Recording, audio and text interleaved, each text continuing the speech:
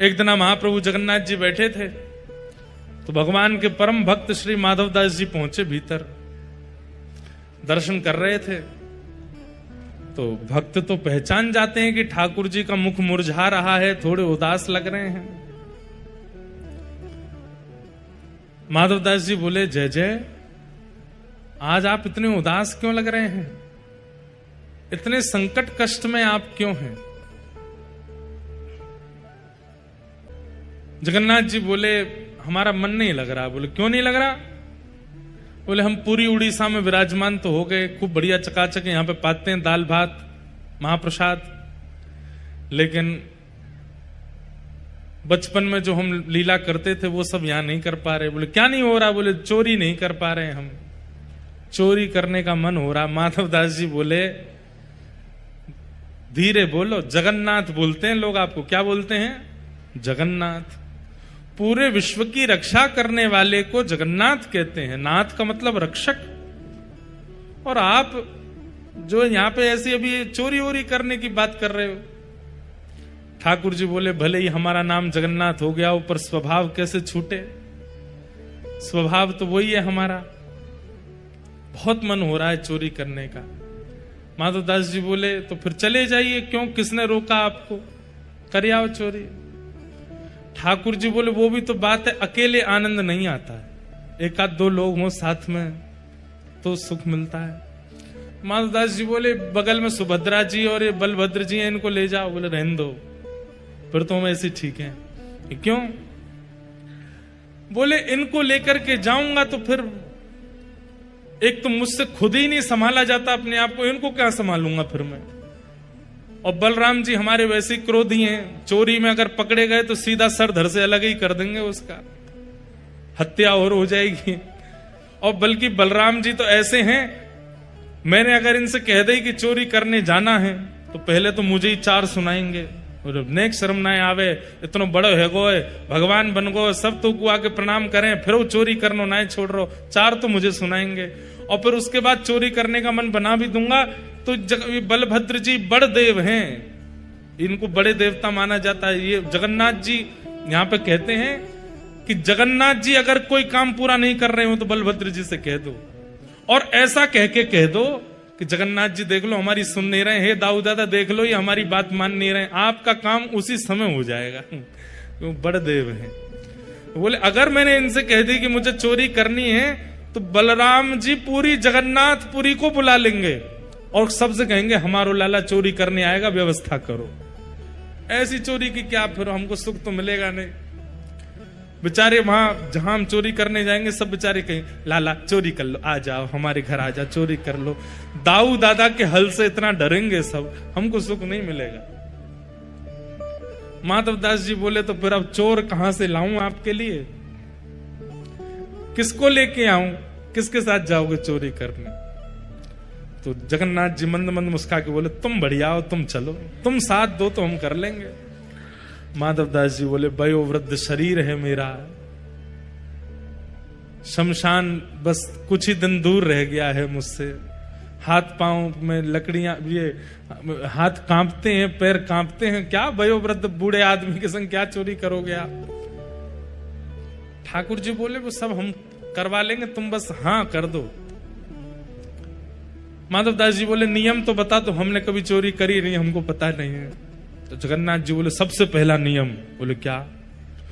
फुर्ती रखनी है, लेकिन फुर्ती में आवाज नहीं करनी है।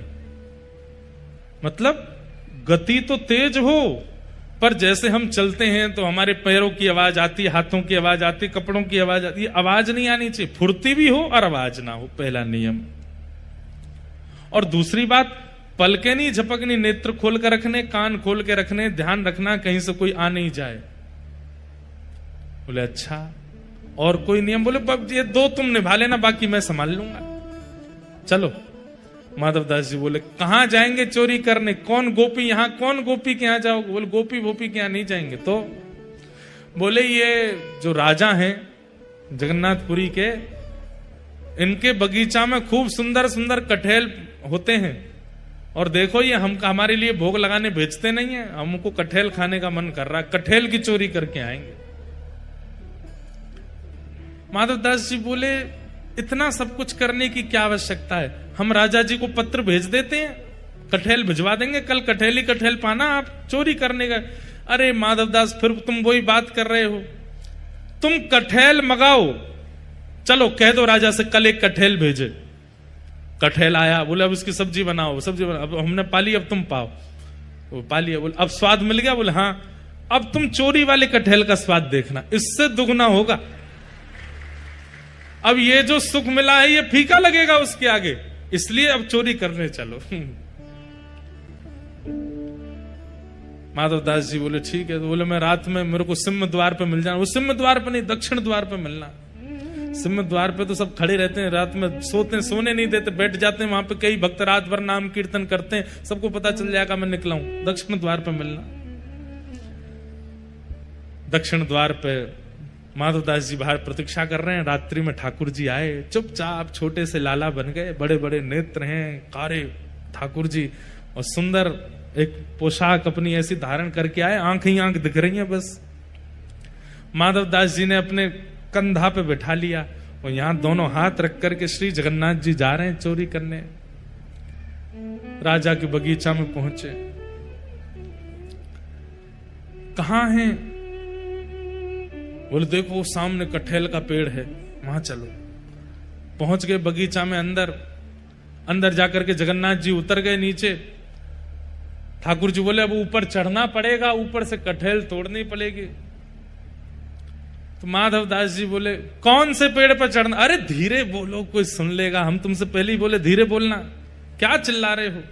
जैसे ही माधवदास जी बोले इतने में कौन से पेड़ पर चढ़ना है, तो बगीचे का मालिक उठ गया, बोले मैं बताता हूं कौन से पर चढ़ना, रुको।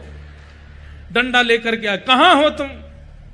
अब जगन्नाथ जी मुख बंद करो, माधवदास जी को छुपा में बोले कि इतना तेज क्यों बोलते हो, पहले ही कहा था आवाज नहीं करनी, देखो आ रहा है, ढूंढ रहा है हमको। छुप के खड़े हो गए, बगीचा में घूम के चला गया, वो उसको नहीं मिले।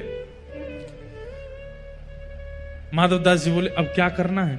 बोले देखो पेड़ के ऊपर हम दोनों में से कोई एक चढ़ेगा और नीचे दूसरा ऐसे करके लपकेगा, गिरेगा तो धम आवाज होगी, फिर से आ जाएगा माली। तो माधवदास जी बोले आप तो लाला हो, इतना भारी आपका शरीर है, आप खुद ही धम्म से नहीं गिर जाओ, मैं चढ़ता हूं ऊपर। ठाकुर जी बोले तुम चढ़ो, हम पीताम्बरी करके खड़े, हम ले लेंगे गोद में। ऊपर चढ़ गए माधवदास जी। अब कटहल लेकर के अब माधवदास जी ऊपर से चिल्ला के पूछ रहे कौन सा तू, जे वाला कि वो वाला? ठाकुर जी बोले मरे खड़ो रहे ऊपर ही। इतने में ही बगीचा वाला बोले मैं बताता हूं कौन सा। ठाकुर जी तो वहां से भाज गए। अब ऊपर से माधवदास जी कटहल गिर रहे नीचे, धम्म। अरे ये धम्म आवाज आ रही है, आप लपक नहीं रहे क्या? नीचे माली बोला मैं लपकूंगा, आजा नीचे। माधवदास जी नीचे उतर करके आए बेचारे, ठाकुर जी तो भाज गए वहां से। माधवदास जी जैसे ही निकल करके नीचे आए, माली ने पकड़ करके उनमें हाथ पांव बांध दिए, बोले रुक जाओ तुमको बताते हैं, सुबह होगी। माधवदास जी इधर उधर देख रहे, किसको ढूंढ रहे हो? बोले एक और आए थे साथ में, उनको ढूंढ रहा हूं, हमें तो कोई नहीं दिखा। बोले वो तो अंतर ध्यान हो गए होंगे, वो कहां दिखेंगे। ठाकुर जी भाज गए, सीधे मंदिर में जाके खड़े है गए, बढ़िया है। दूसरे दिन सुबह हुई, राजा को खबर मिली कि भाई हमारे बगीचा में कोई चोर घुसे थे रात को। सुबह सुबह राजा बगीचा घूमने आता था, तो जैसे ही बगीचा में आया तो देखा माधवदास जी पेड़ से लटके पड़े हैं। राजा उनको गुरु मानता था, तुरंत आकर के अरे गुरुदेव गुरुदेव गुरुदेव ये कैसी लीला, जल्दी खोलो इनके। मालिक है इनको नहीं खोलना, ये रात में कटहल चुरा रहे थे यहां से। अरे हमारे गुरुजी हैं, खोलो इनको। तुरंत खोला, माधवदास जी के नेत्र सजल हैं। राजा बोले भगवान गुरुदेव ये कैसा कौतुक, आप मुझे बोल देते, मैं आपने परसों भी तो मंगवाया तो मैंने कटहल भिजवाया, आप और इच्छा थी तो मैं और भिजवा देता। माधवदास जी बोले हमारा शरीर देख करके तुमको लगता है कि हम कटहल खाते होंगे? हमारे अंग में कहीं भी आपको ऐसे लक्षण दिखते हैं? हमारी जीवा इतनी चटोरी होगी कि हमको कटहल की इच्छा हो? तो बोले हमारी जगन्नाथपुरी में सबसे चटोरे कौन है? बोले कौन है? बोले सबसे ज्यादा स्वादिगर एक ही है, महाप्रभु जगन्नाथ। उनकी इच्छा हो रही थी कि कि भैया बहुत बड़े है गए, हमने चोरी नहीं करी, तो चोरी करने के लिए आपके बगीचे में आए थे, कटहल की चुराई करने के लिए हमको ऊपर चढ़ाया, सबरी बात बताई और बोले वो तो भाग गए, इसने हमको पकड़ लिया। राजा के नेत्र सजल हो गए, चरणों में गिर गए, बोले मैं कितना बड़ा भाग्यशाली हूं, महाप्रभु जगन्नाथ मेरे बगीचे पर चोरी करने आए।